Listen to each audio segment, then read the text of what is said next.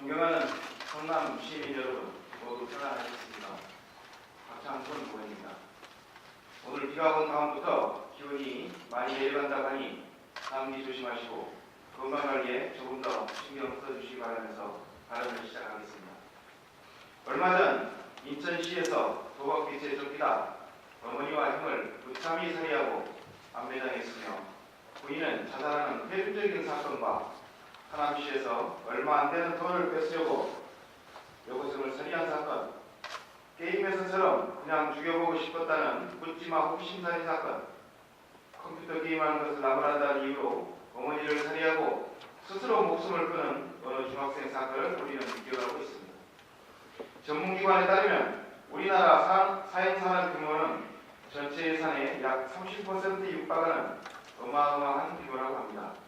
이 가운데 합법 사행산업이 20% 정도를 차지하고 불법 사행산업이 80%라고 하니 그 영향이 결코 작지 않음을 알 수 있습니다.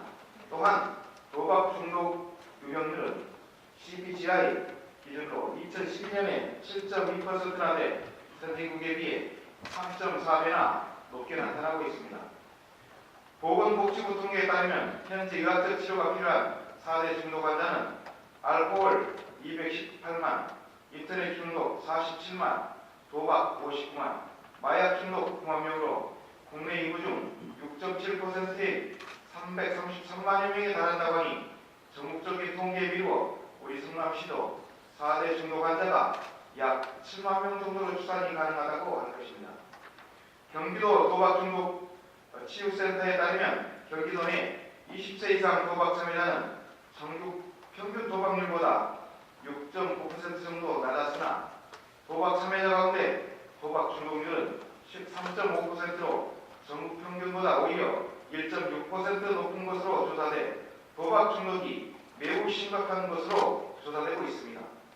강원랜드가 있는 강원도의 자살률이 타 시도보다 훨씬 많은 이유와 무관하지 않음을 알 수 있습니다.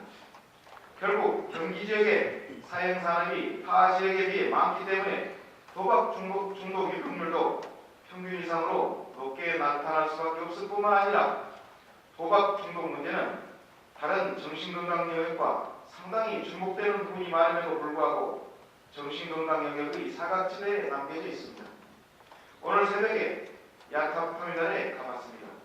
강원랜드까지 가는 고항 태백행 버스편이 아침 7시부터 저녁 6시 30분까지 하루에 6차례 운행하고 있으며 강원랜드를 잘 아는 어떤 사람의 추산으로 성남시에서 한 달 평균 1,500명, 연간 6만 명 정도가 버스를 이용해 강원랜드를 가고 있으며 자가 이용자까지 합치면 그 숫자가 훨씬 많을 것이라고 합니다. 또한 새벽 인력 시장에 나갔으나 일자리를 구하지 못한 사람들은 경마장과 경점, 경륜장 등으로 향하는 것을 종종 보게 됩니다.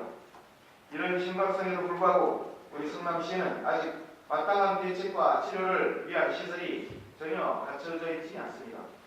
도박 중독은 금단 증상과 의존성이 있고 이로 인해 2차적인 문제가 발생하는 측면에서 예방과 조기 치료가 가장 중요합니다. 이를 위해서는 도박 중독에 대한 성남시 인식이 무엇보다 필요하다고 하겠습니다. 따라서 이제라도 성남시에 도박 중독 치유센터가 반드시 필요하며 성남시가 운영하고 있는 알코올 상담센터와 얼마 전 시에서 제안했던 금융상담 사업과 연계하는 중독관리센터를 만들어서 종합적인 대책을 강구하는 것도 한 방법이라고 생각합니다. 하투, 카드 도박에서 경마, 경점, 인터넷 도박 사이트 중독까지 도박에 미쳐 가족과 직장을 잃고 벼랑 끝에 내몰린 사람들과 도박 중독이 초래하는 개인 및 가정 파탄, 일확천후 풍조 등 각종 사회적 병폐를 감안할 때 국가보다 지방정부 차원의 가감한 투자와 지원이 훨씬 효과적이라고 생각합니다. 우리는 도박 중독 예방 및 치료 노력을 다해야 합니다. 진정으로 도박을 중단하는 사람들이 있고 또 도움을 요청하는 사람들이 있으면 여전히 수많은 이들이 도박에 노출되어 있기 때문입니다. 끝까지 경청해 주셔서 고맙습니다.